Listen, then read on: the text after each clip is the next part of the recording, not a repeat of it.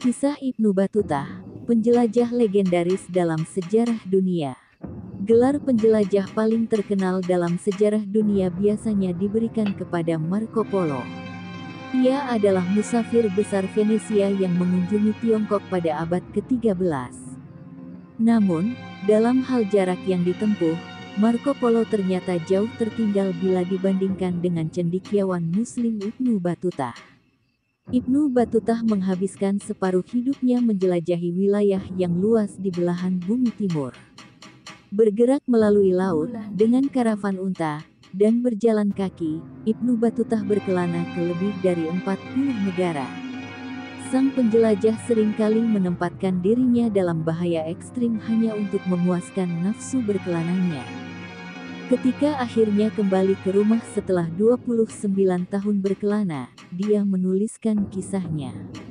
Kisah petualangannya dituangkannya dalam sebuah buku perjalanan raksasa yang dikenal sebagai Rihlah, ungkap Evan Andrews di laman History. Meskipun para sarjana modern sering mempertanyakan kebenaran tulisannya, Rihlah adalah menjadi gambaran menarik tentang dunia pengembaraan di abad ke-14. Ibnu Battuta, penjejalah masyhur dalam sejarah dunia. Lahir di Tangir, Maroko, Ibnu Battuta tumbuh besar di tengah keluarga hakim. Pada tahun 1325, pada usia 21 tahun, ia meninggalkan tanah airnya menuju Timur Tengah. Battuta berniat menunaikan ibadah hajinya. Di saat yang sama, ia juga ingin mempelajari hukum Islam di sepanjang perjalanannya.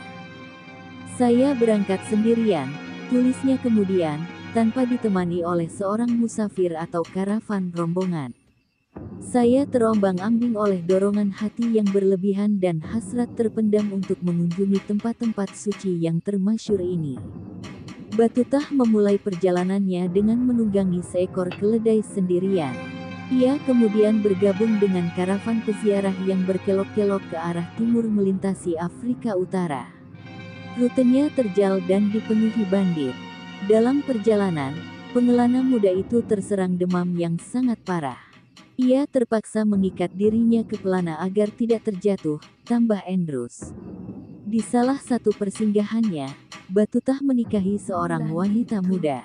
Wanita itu adalah istri pertama dari 10 istri yang pada akhirnya akan dinikahinya. Istri pertamanya itu kemudian diceraikannya selama perjalanannya. Di Mesir, Battuta mempelajari hukum Islam dan berkeliling Alexandria dan kota metropolitan Kairo. Battuta menyebut Mesir sebagai wilayah yang tak tertandingi dalam keindahan dan kemegahannya.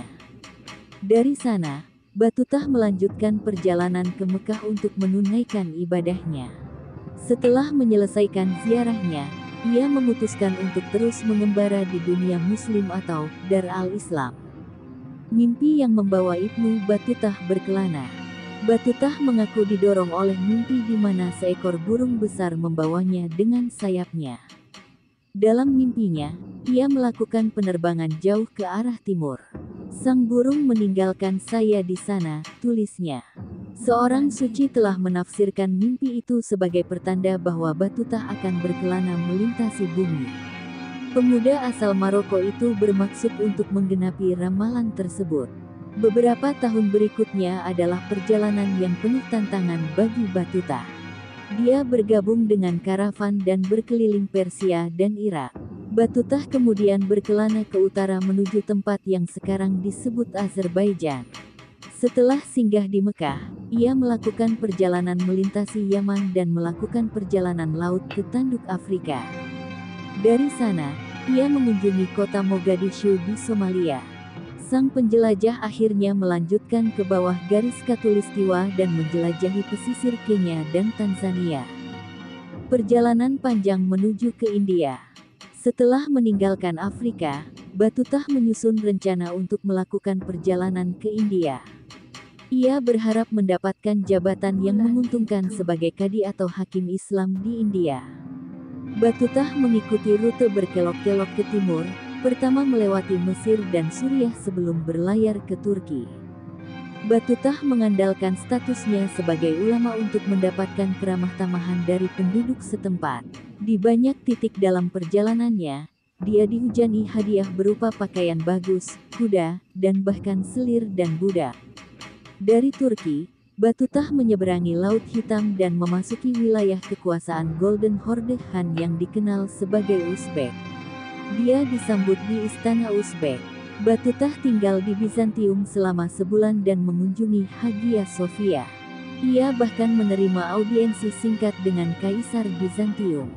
Batutah selanjutnya melakukan perjalanan ke timur melintasi padang rumput Eurasia sebelum memasuki India melalui Afghanistan dan Hindukush. Tiba di Delhi pada tahun 1334, ia mendapatkan pekerjaan sebagai Hakim Muhammad Tughlaq, seorang sultan yang berkuasa. Batutah menghabiskan beberapa tahun dalam pekerjaan yang nyaman. Ia bahkan menikah dan memiliki anak. Tapi Batutah akhirnya menjadi waspada terhadap sultan. Sang sultan dikenal kerap melukai dan membunuh musuh-musuhnya. Ia terkadang melemparkan mereka ke gajah dengan pedang menempel di gadingnya. Andrews menambahkan lagi. Penjelajah masyhur dalam sejarah dunia melakukan perjalanan ke Kekaisaran Tiongkok. Kesempatan untuk melarikan diri akhirnya muncul pada tahun 1341.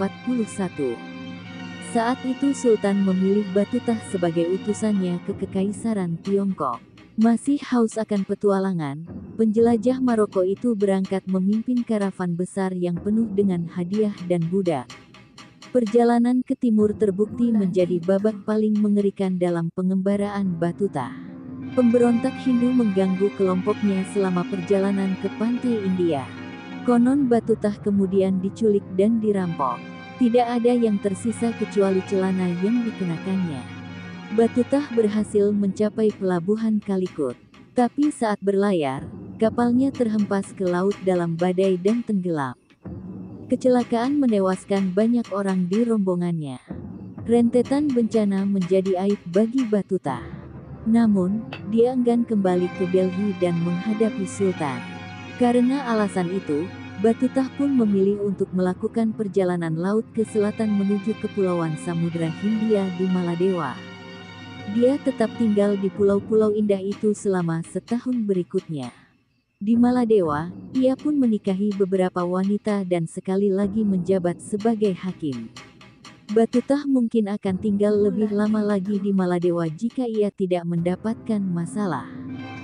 Setelah berselisih dengan para penguasa Maladewa, ia melanjutkan perjalanannya ke Kekaisaran Tiongkok, kata Andrews. Setelah singgah di Sri Lanka, ia menaiki kapal dagang melintasi Asia Tenggara. Pada tahun 1345, 4 tahun setelah pertama kali meninggalkan India, ia tiba di pelabuhan Quanzhou yang ramai di Kekaisaran Tiongkok. Batutah menggambarkan Tiongkok sebagai kekaisaran teraman dan terbaik bagi para pengelana. Sang penjelajah pun memuji keindahan alamnya. Di Tiongkok, sang penjelajah Maroko itu tetap dekat dengan komunitas Muslim. Dalam catatannya, ia hanya memberikan gambaran samar-samar tentang kota-kota besar. Misalnya Hangzhou yang ia sebut sebagai kota terbesar yang pernah saya lihat di muka bumi. Sejarawan masih memperdebatkan seberapa jauh ia pergi. Batutah mengaku telah menjelajahi utara hingga Beijing dan melintasi Grand Canal yang terkenal. Akhir petualangan sang penjelajah. Kekaisaran Tiongkok menandai awal dari berakhirnya perjalanan Batutah. Setelah mencapai ujung dunia yang dikenal, ia akhirnya berbalik dan melakukan perjalanan pulang ke Maroko. Ia tiba di Tangir pada tahun 1349. Kedua orang tua Batutah telah meninggal pada saat itu. Konon ia hanya tinggal sebentar sebelum kembali melakukan perjalanan ke Spanyol. Batutah kemudian memulai perjalanan panjang melintasi Sahara ke Kekaisaran Mali, di mana dia mengunjungi Timbuktu. Batutah tidak pernah membuat catatan perjalanan selama petualangannya. Tapi ketika ia kembali ke Maroko untuk selamanya pada tahun 1354, Sultan memerintahkannya untuk menyusun catatan perjalanan. Batutah pun menghabiskan tahun berikutnya mendiktekan ceritanya kepada seorang penulis bernama Ibnu Juzai. Hasilnya adalah sebuah sejarah lisan yang disebut hadiah bagi mereka yang merenungkan keajaiban kota dan keajaiban perjalanan. Catatan perjalanan itu juga dikenal dengan sebutan rihla atau perjalanan. Rihla tidak terlalu populer pada zamannya. Namun buku tersebut kini menjadi salah satu kisah dunia Islam abad ke-14 yang paling jelas dan luas cakupannya. Setelah Rihla ditulis, Ibnu Batutah lenyap dari catatan sejarah dunia. Ia diyakini pernah bekerja sebagai hakim di Maroko dan meninggal sekitar tahun 1368. Hanya sedikit yang diketahui tentang dirinya. Tampaknya setelah menghabiskan seumur hidup di jalan, pengembara hebat itu akhirnya puas tinggal di satu tempat.